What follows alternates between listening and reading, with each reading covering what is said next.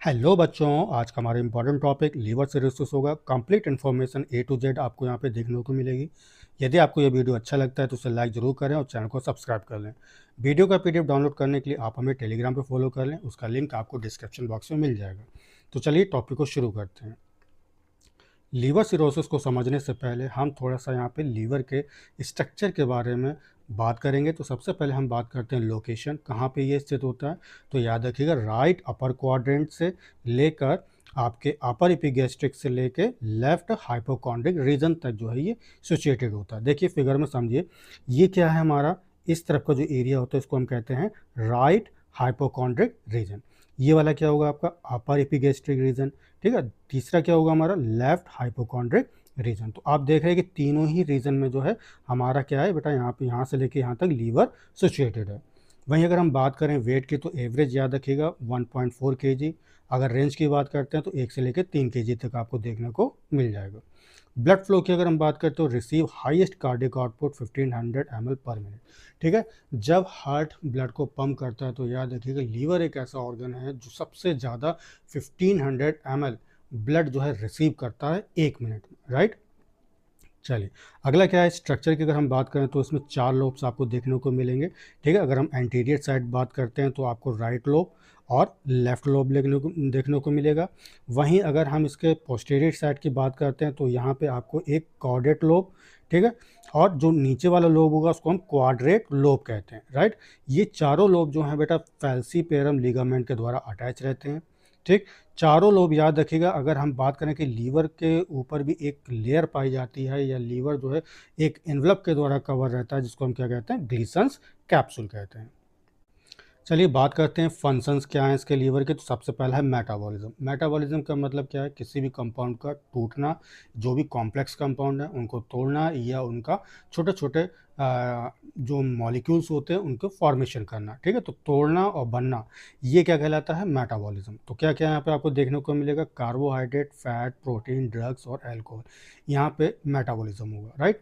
Next क्या है, detoxification. Detoxification से मतलब क्या है, शरीर के अंदर जो भी हानिकारक पदार्थ हैं, जो टॉक्सिक सब्सटेंस है, उनको शरीर से बाहर निकालना। तो वो कैसे निकालेगा, याद रखिएगा, अमोनिया को यूरिया में कन्वर्ट करके जो है टॉक्सिक सब्सटेंस को शरीर से बाहर निकाला जाता है, राइट। चलिए अगला क्या है, प्रोडक्शन। तो लीवर जो है किन किन चीज़ों का प्रोडक्शन करता है, तो याद रखिएगा प्लाज्मा प्रोटीन्स। अब इसमें भी कौन सी है, एल्ब्यूमिन और ग्लोब्यूलिन, ठीक। क्लॉटिंग फैक्टर का फॉर्मेशन करेगा, कोलेस्ट्रॉल का फॉर्मेशन करता है और हेपारिन का फॉर्मेशन करता है। अगर हम बात करते हैं स्टोरेज की तो याद रखिएगा ये ग्लाइकोजन, आयरन और कोबाल्ट का स्टोरेज करता है, ठीक। प्रोटेक्शन, साथ में लीवर जो है हमें सुरक्षा भी प्रदान करता है। तो याद रखिएगा Kupffer cells kills bacteria and the harmful substance. Liver में कुफर सेल्स होती हैं जो हानिकारक आपके सब्सटेंस और जो बैक्टीरियाज हैं उनको किल करती है, राइट। अब बेटा हम बात करेंगे कि लीवर सिरोसिस क्या होती है, क्या इसकी डेफिनेशन है। तो liver cirrhosis is a chronic condition. याद रखिएगा ये क्रॉनिक कंडीशन होती है, मतलब लंबे समय तक रहती है, जिसमें हेल्दी लीवर जो टिश्यू होते हैं वो परमानेंटली किसके द्वारा रिप्लेस हो जाते हैं, स्कार टिश्यू, जिसको हम फाइब्रोसिस कहते हैं। और ये इरिवर्सिबल होती है, यानी कि एक बार जो है अगर हेल्दी टिश्यू स्कार टिश्यू में कन्वर्ट हो गए तो याद रखिएगा स्कार टिश्यू जो है दोबारा हेल्दी लीवर टिश्यू में कभी भी कन्वर्ट नहीं हो पाएगा, राइट। दूसरी बात याद रखिएगा, इसमें जो है आपको नोड्यूल्स भी जो है रीजनरेट हो जाते हैं, उत्पन्न हो जाते हैं, जिसके फलस्वरूप क्या होता है, हमारा जो लीवर है वो प्रॉपर तरीके से काम नहीं कर पाता है, ठीक है। जिसके फलस्वरूप क्या होता है, लीवर फेलियर देखने को मिलता है। तो एक चीज़ हमें क्लियर हुआ है कि लीवर सिरोसिस को हम लीवर फेलियर भी कहते हैं, राइट बच्चा। अब हम बात करेंगे कि लीवर सिरोसिस के क्या क्या कारण है। तो सबसे इम्पॉर्टेंट और मुख्य जो कारण है याद रखिए, क्रॉनिक अल्कोहल एब्यूज़, यानी कि ऐसे व्यक्ति जो लगातार शराब का सेवन करते रहते हैं, ठीक। हेपेटाइटिस बी सी डी, ठीक है, ये भी जो है लीवर सिरोसिस के लिए जिम्मेदार है। वहीं अगर हम बात करते हैं non alcoholic fatty liver disease, यानी कि ऐसे पेशेंट जो अल्कोहल का सेवन नहीं करते हैं फिर भी जो है उनका लीवर कैसा हो जाता है बेटा, फैटी हो जाता है। उसका कारण क्या क्या है, एक तो आपका ओबेसिटी हो गया, मोटापा, डायबिटीज़ हो गया और हाइपर लिपिडीमिया हो गया, ठीक है। यानी कि इसका मतलब क्या होता है, ब्लड में जब लिपिड की क्वांटिटी ज़्यादा हो जाती है तो उसके इसको हम क्या कहते हैं, हाइपर लिपिडीमिया कहते हैं, राइट। अगला क्या है, सिस्टिक फाइब्रोसिस के कारण भी हो जाता है, ठीक। नेक्स्ट क्या है, बाइलरी सिरियोसिस, ठीक है, जिसको हम कह सकते हैं कि यहाँ पे जो बाइल डक्ट्स होती हैं वो बेटा कैसी हो जाती हैं, डिस्ट्रॉय हो जाती हैं, डैमेज हो जाती हैं, राइट। चलिए अगला क्या है, टॉक्सिन्स अगर किसी प्रकार आपने ले लिया है या कोई हेपेटोटॉक्सिक ड्रग है, यानी कि ऐसे ड्रग्स जो आपके लीवर को नुकसान कर रहे हैं, ठीक है, तो वो उसका आप सेवन कर रहे हैं, तो ऐसे केस में भी आपको लीवर सिरोसिस हो सकता है, राइट। अब हम बेटा बात करेंगे साइन एंड सिम्टम्स की। तो सबसे पहले हम अगर अर्ली सिम्टम्स की बात करते हैं, शुरुआती लक्षण के, तो आपको क्या क्या देखने को मिल सकता है, जॉन्डिस हो गया, थकान आपको हो सकता है, लॉस ऑफ एपेटाइट, ठीक है, यानी कि भूख कम लगना या भूख का कम खो जाना, ठीक। नेक्स्ट क्या है, नौसिया, मितली आना, वेट लॉस हो सकता है, राइट। वहीं अगर हम बेटा बात करते हैं लेट सिम्टम्स की, तो आपको क्या क्या देखने को मिलेगा, एसाइटिस। याद रखिएगा एसाइटिस का मतलब क्या होता है, हिंदी में उसको हम कहते हैं जलोदर, यानी कि जो आपका एब्डोमेनल एरिया जो होता है, स्टमक जो होता है, उसमें अगर किसी प्रकार के जो फ्लूइड्स हैं वो इकट्ठा होता जा रहा है, तो वो केस क्या कहलाएगा, एसाइटिस कहलाएगा, राइट। नेक्स्ट क्या है, स्पाइडर एंजियोमास। इसका मतलब क्या होता है, त्वचा पर मकड़ी जैसे ब्लड वेसल्स आपको देखने को मिलेंगी, ठीक। चलिए अगला क्या है, इजी ब्रूसिंग। इजी ब्रूसिंग का मतलब होता है आसानी से चोट आपको लग जाएगी या खरोंच लग सकती है। नेक्स्ट है इनलार्ज स्प्लीन, जिसको हम क्या कहते हैं बेटा, स्प्लीनोमेगैली कहते हैं। नेक्स्ट क्या है, कन्फ्यूजन, यानी कि आपको भ्रम भी जो है यहाँ पे देखने को मिल सकता है। चलिए बेटा बात करते हैं अदर सिम्टम्स, कौन दूसरे आपको सिम्टम्स देखने को मिल सकते हैं। तो सबसे पहला है हमारा पामर एरिथीमा, ठीक है, ये एक मेडिकल टर्म है। इसका मतलब क्या होता है, रेडनेस ऑफ द पाम। जब आपके पाम में रेडनेस हो तो उसको हम क्या कहते हैं, पामर एरिथीमा कहते हैं, ठीक। नेक्स्ट क्या है, गायनिकोमेस्टिया। इसका मतलब क्या होता है, डेवलपमेंट ऑफ मेल ब्रीस्ट। यदि मेल में ब्रीस्ट जो है डेवलप कर रहे हैं तो वो कंडीशन कहलाती है हमारी गायनिकोमेस्टिया कहलाती है। चलिए अगला हमारा है ट्रोसोसाइन, ठीक। तो इसका मतलब क्या होता है, when a BP cuff is inflated on the arm. जब आर्म में बीपी कफ को फुलाया जाता है, हवा भरी जाती है, तो याद रखिएगा एसपी को अगर हम जो हमारा सिस्टोलिक प्रेशर होता है उसको लगभग 3 मिनट तक ऊपर उसको इन्फ्लेट करके रखा जाए, उसमें हवा भर के रखी जाए, तो ऐसी कंडीशन में जो है आपको याद रखिएगा कार्पोपीडल स्पाज्म देखने को मिलेगा। और उसका रीज़न क्या होता है, हाइपोकैल्सीमिया, ठीक है, यानी कि हाइपोकैल्सीमिया के कारण कार्पोपीडल स्पाज्म देखने को मिलेगा। कब, जब आप आर्म में बीपी कफ को फुलाते हैं, और कब तक फुलाते हैं, लगभग उसके जो सिस्टोलिक प्रेशर होता है 3 मिनट तक अगर आप उसको फुला के रखते हो तो कार्पोपीडल स्पाज्म देखने को मिलेगा, ठीक है। और इसमें कार्पोपीडल स्पाज्म होता क्या है कि रिस्ट जो है वो मुड़ जाती है, जैसे कि आप फिगर में भी देख रहे हो, ये जो कलाई है वो बेटा क्या अंदर की तरफ मुड़ गई है। फिंगर एक्सटेंशन, जो उंगलियां होती हैं वो फैलने लगती हैं। थंब जो है एडक्शन होने लगता है, एडक्शन का मतलब अंदर की तरफ जो है अंगूठा मुड़ने लगता है, right.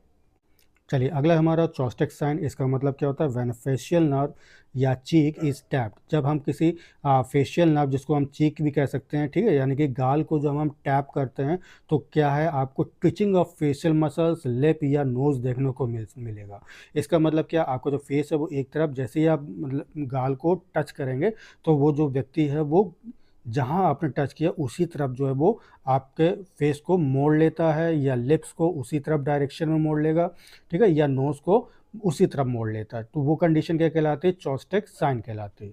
It also occur due to hypocalcaemia. याद रखिएगा ये भी जो है हाइपोकैल्सीमिया के कारण देखने को मिलता है। चलिए बेटा बात करते हैं कॉम्प्लिकेशंस की। तो पोर्टल हाइपरटेंशन आपको देखने को मिल सकता है।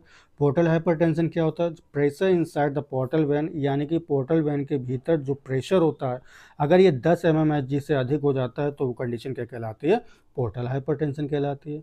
और पोर्टल हाइपरटेंशन के कारण आपको जो है क्या क्या चीज़ें देखने को मिलती है। सबसे पहला ईसोफेजियल वेरिसेस।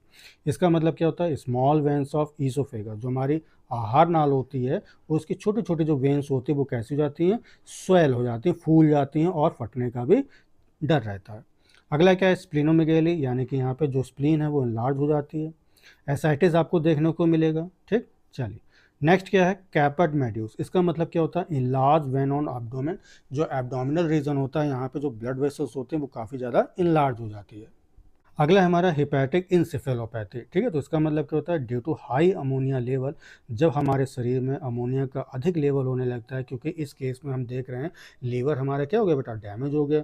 तो डैमेज हो गया तो ये जो अमोनिया है वो यूरिया में कन्वर्ट नहीं हो पा रही है, तो धीरे धीरे क्या होगा, अमोनिया का लेवल बढ़ जाएगा। अब जब ऐसा होता है तो आपको क्या क्या देखने को मिलता है, अल्टर्ड मेंटल स्टेटस, जो मेंटल स्टेटस है वो चेंजमेंट आपको देखने को मिलेगा। ठीक, अगला क्या है, एस्ट्रिएक्सिस, इसका मतलब होता है फ्लैपिंग हैंड व्हेन एक्सटेंडेड, जब उसके हाथ को आप खींचोगे तो वो क्या करेगा, फ्लैप करने लगता है। ठीक है, यानी कि कंपन उसमें आने लगती है। हेलोसिनेशन देखने को मिलेगा, फिट्स भी हो सकता है। ठीक है, चलिए अगला हमारा हार्ट रिलेटेड डिजीज़, आपको हार्ट रिलेटेड डिजीज़ भी मिलेगा। क्यों, क्योंकि यहाँ पे कोलेस्ट्रॉल का लेवल जो है बहुत ज़्यादा हाई हो गया, राइट।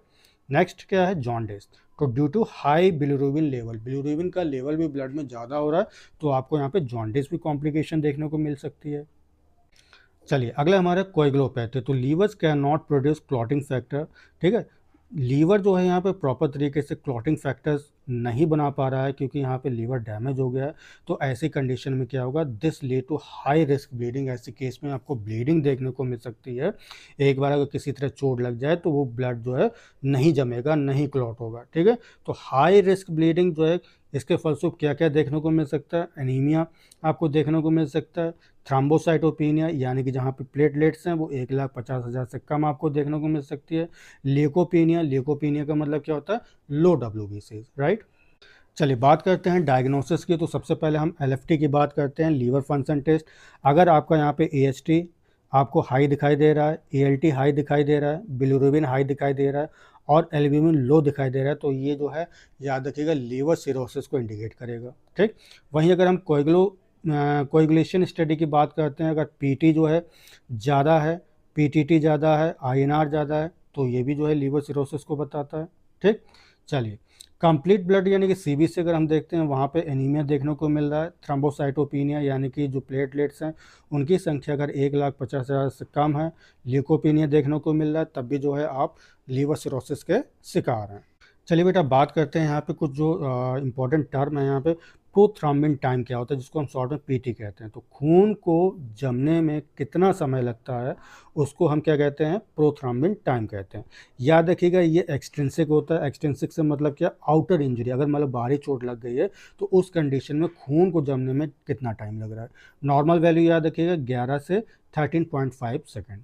वहीं अगर हम PTT की बात करते हैं, पार्शियल थ्रोम्बोप्लास्टिन टाइम, तो ये भी बिल्कुल सेम होता है, लेकिन क्या होता है बेटा, इंट्रिंसिक होता है। इंट्रिंसिक मतलब क्या, इनर इंजरी, अगर बाई चांस आपको अंदर चोट लग गई है तो ऐसी कंडीशन में खून को जमने में कितना समय लग रहा है तो वो PTT कहलाएगा। नॉर्मल वैल्यू कितना होगा, याद रखिएगा 25 से 35 सेकंड होता है। चलिए अगला हमारा इंटरनेशनल नॉर्मलाइज्ड रेशियो, जिसको हम शॉर्ट में INR कहते हैं। ठीक है, तो याद रखिएगा ये PT जो होता है उसका स्टैंडर्ड फॉर्म है। INR जितना ज़्यादा होगा खून उतना ही पतला होगा और क्लॉटिंग में उतना ही ज़्यादा समय लगेगा, स्वाभाविक बात है, राइट। चलिए अगर नॉर्मल वैल्यू की बात करते हैं तो ये 0.8 से लेकर 1.1 सेकेंड तक इसकी वैल्यू होती है। ठीक है, तो ये जो INR होता है याद रखिएगा, इसको हम इंटरनेशनल नॉर्मलाइज्ड रेशियो क्यों कहते हैं, हर एक लैब में जो इसकी वैल्यू होनी चाहिए वो कैसी होनी चाहिए बेटा, सेम होनी चाहिए, एग्जैक्ट होनी चाहिए, राइट।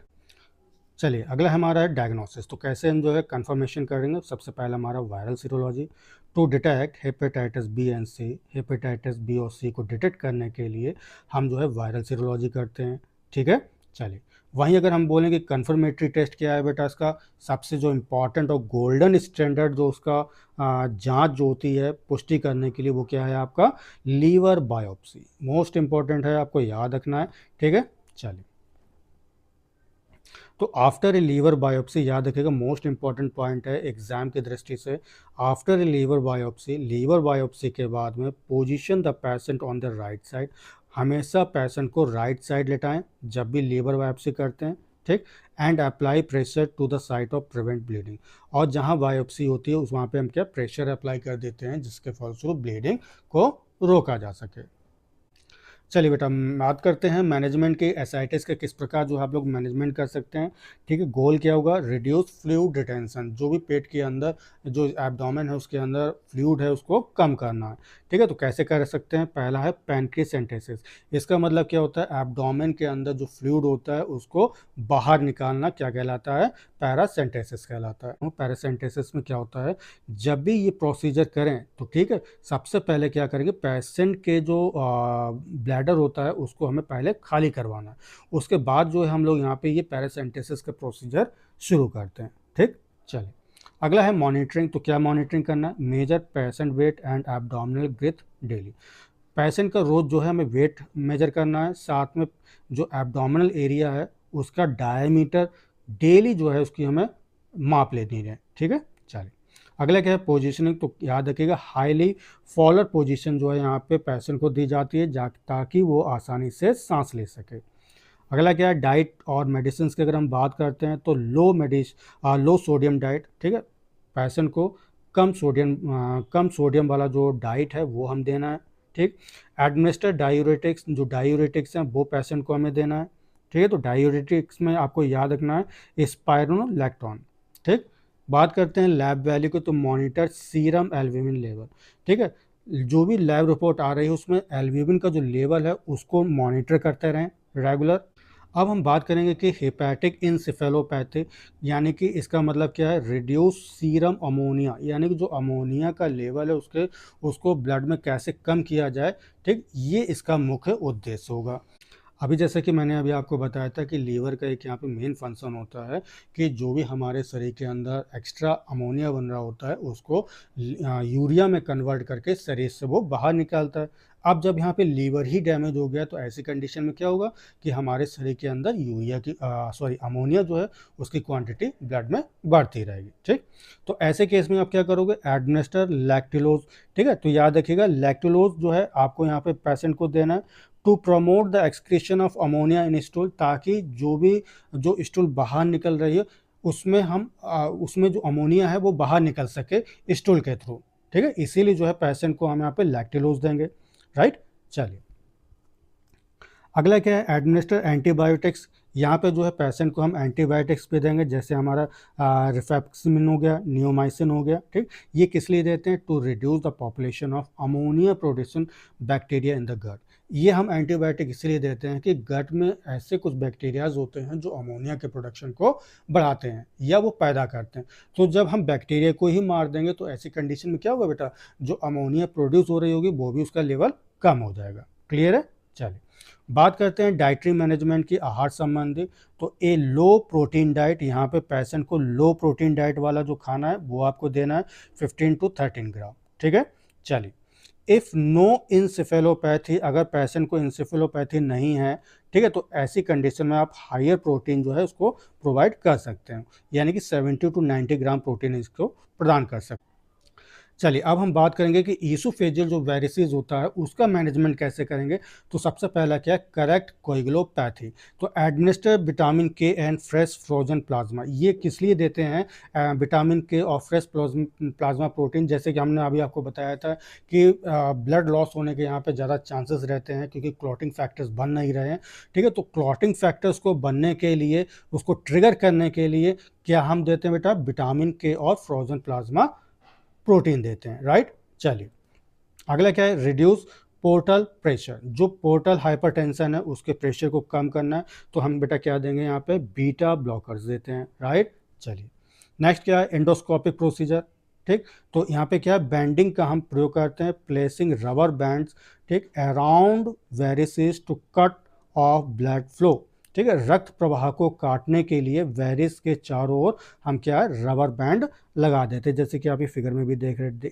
ठीक है, यहाँ पे क्या रबर बैंड लगा देते हैं, तो इससे क्या होगा, जो ब्लड फ्लो हो रहा होगा वो कट हो जाता है। ठीक, चलिए अगला क्या है, स्क्लेरोथेरेपी। इसका मतलब क्या होता है, injecting a solution to harden the varices. ठीक है, इसका मतलब है कि वेरिसेस को कठोर करने के लिए एक घोल का यहाँ पे इंजेक्ट करते हैं, इंजेक्शन लगाते हैं। ठीक है, अगला क्या हमारा, मैकेनिकल टैम्पोनेट। ठीक है, जिसको हम लास्ट रिसोर्ट के नाम से भी जानते हैं, use as a Sengstaken Blakemore tube. ठीक है, keep scissors at the bed side to cut the tube in case of respiratory distress. क्या कहना चाहता है?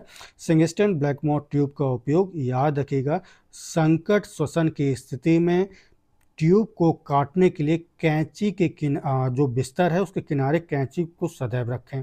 क्लियर बच्चा? चलिए, वहीं अगर हम बात करें कि पेशेंट को क्या क्या आप एजुकेशन दे सकते हो, तो सबसे पहला क्या है, स्टॉप अल्कोहल। उससे बोलेंगे कि आप शराब पीना बिल्कुल बंद कर दें।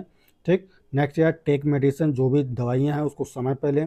अवॉइड हिपैटोटॉक्सिक ड्रग्स, जो भी लीवर के लिए विषैली दवाई हैं उनको लेने से बचे। अगला क्या है, संतुलित आहार ले, रेगुलर जो है फॉलोअप लेता रहे। क्लियर है? अगला क्या है हमारा इंपॉर्टेंट है, द फाइनल ऑप्शन। अगर फाइनल ऑप्शन सब आपने कर भी लिया, मैनेजमेंट कर रहे हैं, तो इसमें पेशेंट को अगर बचाना है तो केवल और केवल आपके पास लास्ट जो ऑप्शन रह पाता है वो बेटा क्या है, लीवर ट्रांसप्लांट। ठीक है, तो याद रखिएगा, for end stage liver disease, यानी कि जो लीवर सिरोसिस है वो अपने एंड स्टेज में पहुंच गया है, व्यक्ति को यहाँ नहीं बचाया जा सकता है, तो ऐसे केस में केवल और केवल जो ट्रीटमेंट है वो बेटा क्या होगा, आपका लीवर ट्रांसप्लांट होगा। राइट। तो आशा करता हूँ कि टॉपिक आपको अच्छी तरह समझ में आ गया होगा। टॉपिक कैसा लगा कमेंट करके जरूर बताएं। यदि वीडियो पसंद है तो उसे लाइक करें और चैनल को सब्सक्राइब करना बिल्कुल न भूलें। तो मिलते हैं अगले नेक्स्ट वीडियो में, तब तक के लिए अपना ख्याल रखें। Take care, bye bye, thank you so much.